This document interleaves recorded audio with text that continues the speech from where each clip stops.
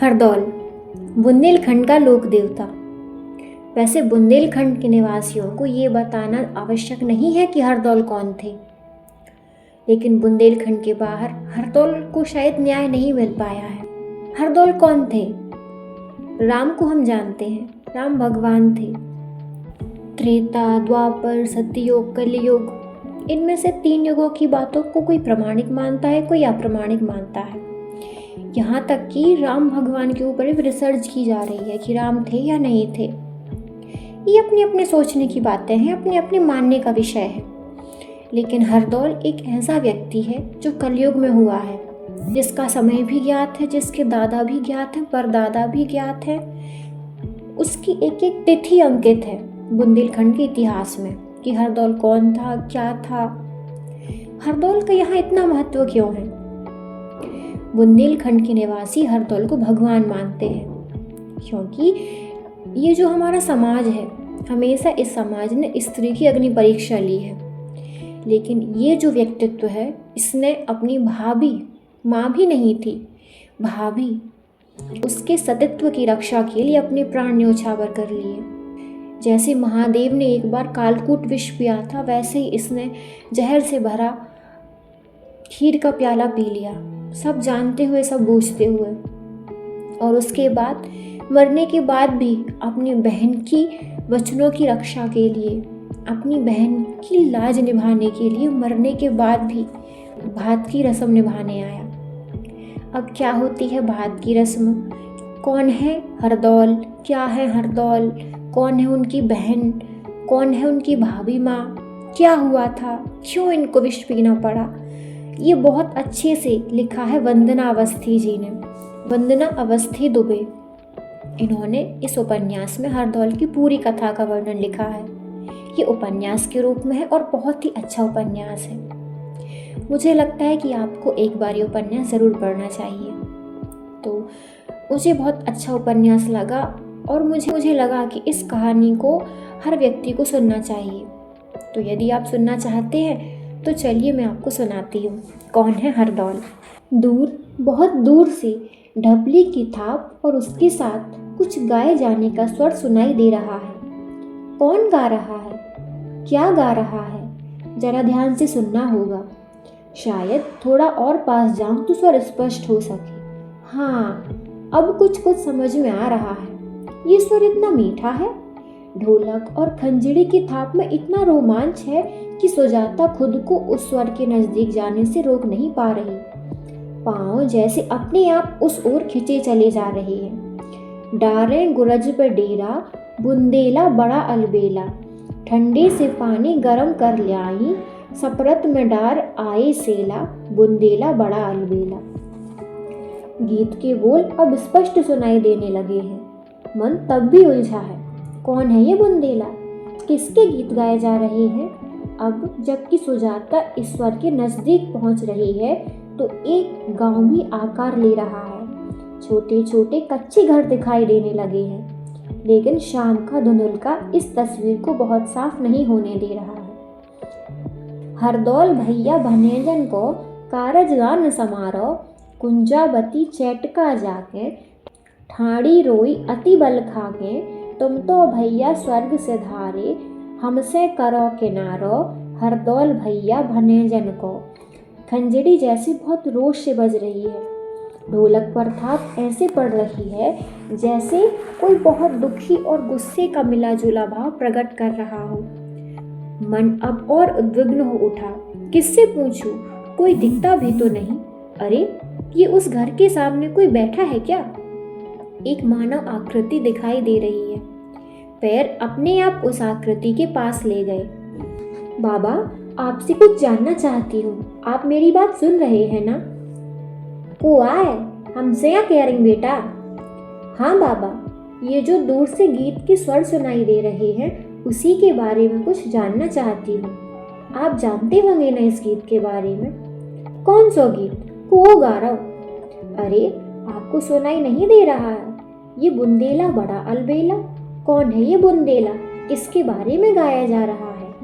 अच्छा, जे गीत बेटा, जे गीत तो ते रोज गावत।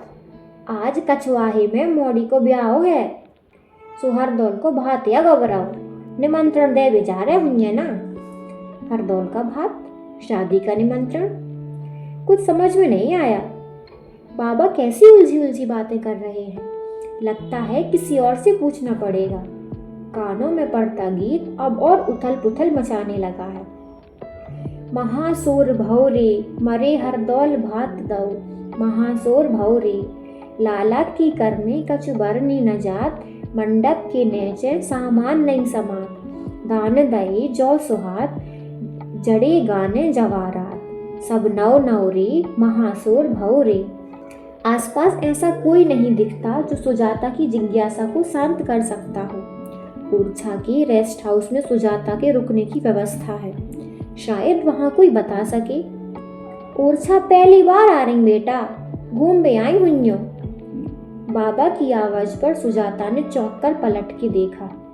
बाबा एकदम निष्प्रह भाव से हाथ पर खैनी मल रहे थे। सुजाता को उनका दरवाजा छोड़ आगे बढ़ते देख पूछ बैठे, हाँ बाबा, पहली बार आई हूँ ओरछा, यहाँ का इतिहास जानना चाहती हूँ। बहुत दूर से आई हूँ, बंगाल से, बुंदेलखंड का वैभव खींच लाया है मुझे। सुजाता की भाषा बाबा कितनी समझे कितनी नहीं ये तो नहीं पता, लेकिन हाँ उसकी बात का सार जरूर समझ गए। आओ फिर बैठो थे, हमें जितनो पतो है तुम्हें बताएं दे रहे। मुनिया जा आगी बुझी जा रही, सुतनक लकड़ियाँ डाल दियो और बहन जी के लाने चाय बनवा दियो। आओ बेटा इते बैठ जा, उते वहाँ गिरन लगे तनक देर में।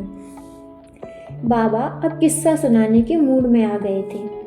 गांव में रात जल्दी हो जाती है, सो बाबा भी शायद खा पी कर ही आग तापने बैठे थे घर के चबूतरे पर। चबूतरा जिसके ऊपर छप्पर तना था, 2 लकड़ियों की मदद से। घर के भीतर से मुनिया नाम की बच्ची निकली और गोरसी में 2-3 मोटी लेकिन छोटी लकड़ियां लगा के वहीं बैठ गई, सुजाता की ओर सकुचाई से देखती हुई। अंदर से किसी ने किवाड़ की सांकल बजाई। 2 हाथ दरवाजे की ओर से निकले, जिनमें 1 लोटा और 2 गिलास थे।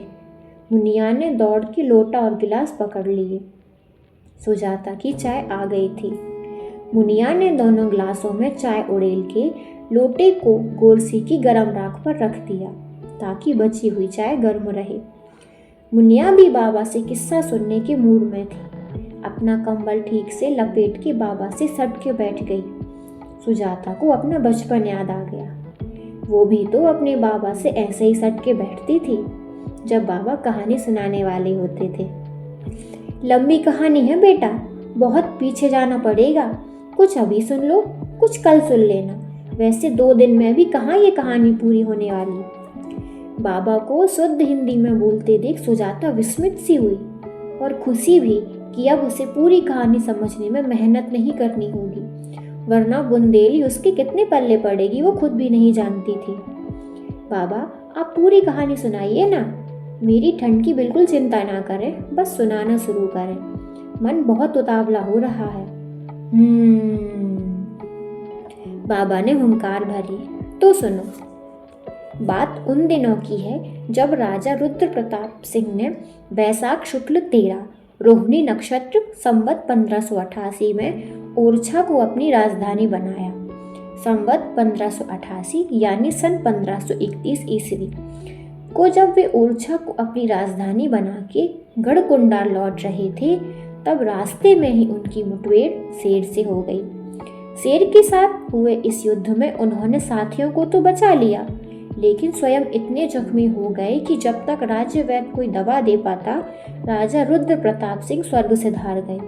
ओरछा की गद्दी पर वे अपने ज्येष्ठ पुत्र भारती चंद को बैठाए। रुद्र प्रताप के 9 पुत्रों में भारती चंद और मधुकर शाह ही सबसे योग्य थे। भारती चंद की वीरता और मधुकर शाह की कर्मनिष्ठा और धर्मनिष्ठा का डंका बजता था, लेकिन भारती चंद की मृत्यु भी अल्पायु में हो गई। वे केवल 3 साल ही ओरछा का राजकाज संभाल सके। चूंकि भारती चंद निसंतान थे, अतः सन 1554 में भारती चंद की मृत्यु के बाद मधुकर शाह ओरछा की गद्दी पर बैठे। और असली कहानी अब यहीं से शुरू होती है बेटा। बाबा ने रुककर गहरी आंखों से सुजाता की ओर देखा, जो पूरी तल्लीनता से बाबा की कहानी सुन रही थी। दूसरा अध्याय। विक्रम संवत 1632 से 1649। महाराजा रुद्र प्रताप की मृत्यु के बाद राजा भारती चंद ने बहुत कम समय में ही अपने राज्य की सीमाएं सिंध से टॉन्स और नर्मदा से यमुना तक बढ़ा ली थी।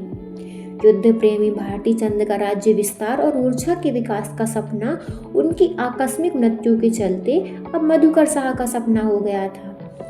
लेकिन धर्मनिष्ठ मधुकर शाह को युद्ध बहुत रुचते नहीं थे। हालांकि राजा के कर्तव्यों में युद्ध भी शामिल होता है। आज जब मधुकर शाह दरबार से उठ के अंतःपुर में आए तो बहुत उद्विग्न लग रहे थे। हमेशा शांत चित्त रहने वाले मधुकर शाह का तनावग्रस्त चेहरा देख रानी गणेश कुंवरी भी चिंतित हो उठी। क्या हुआ महाराज, आज चेहरे पर तनाव कैसा? सब ठीक तो है ना?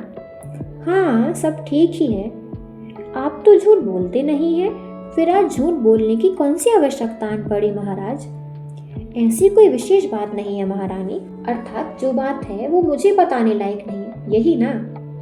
ऐसी कौन सी बात है जो मैंने आपको ना बताई हो? तो फिर बता दीजिए, चेहरे पर चिंताओं की रेखाओं का कारण क्या है? हो सकता है मैं ही कोई हल निकाल सकूं।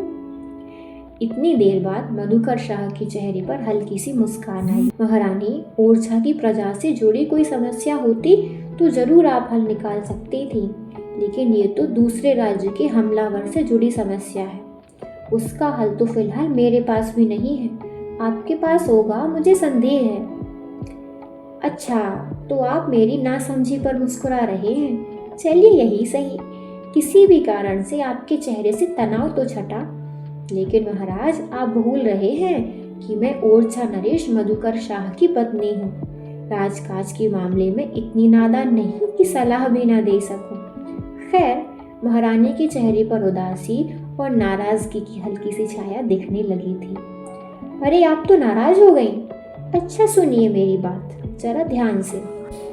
महाराज ने मनाने की कोशिश की। जी सुनिए, सलाह ना भी दे पाई तब भी अपनी चिंता बांट लेंगे तो संभवतः आपका तनाव कुछ कम हो सके।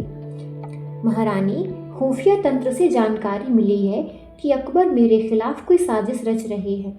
उनकी हाँ में हाँ ना मिलाने के कारण वे मुझसे प्रसन्न नहीं रहते, ये तो आप जानती ही हैं।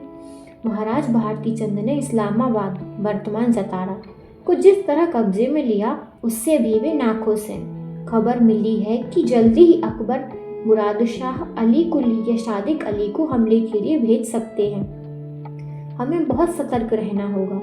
मुगलों जैसी राजनीति से हमारे सैनिक वाकिफ नहीं है। वे युद्ध कम कूटनीति ज़्यादा करते हैं। उनका पूरा युद्ध ही फरेब पर आधारित होता है, जबकि हमारे योद्धा विशुद्ध युद्ध ही करना जानते हैं। हमारे पास पर्याप्त सेना है, लेकिन उनके जैसी चालबाजियाँ नहीं हैं। उन्हें पता नहीं कैसे हमारी हर गतिविधि की जानकारी होती है। देखिए अब क्या होता है। इतना कह के महाराज चुप हो गए। बात तो चिंताजनक है महाराज।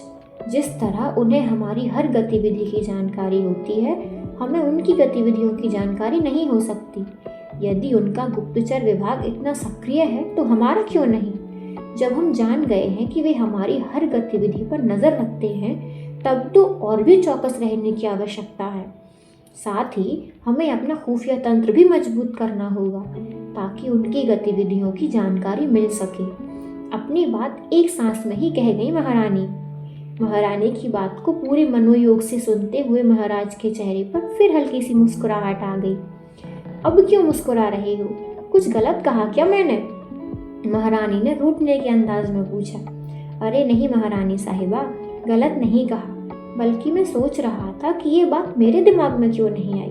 मैं कल ही दरबार में इस विषय में चर्चा करूंगा। महारानी गणेश कुंवरी के लिए महाराज की सहमति ही सब कुछ मिल जाने जैसी थी। महाराज मधुकर शाह भी जैसे आश्वस्त हो गहरी नींद में डूब गए।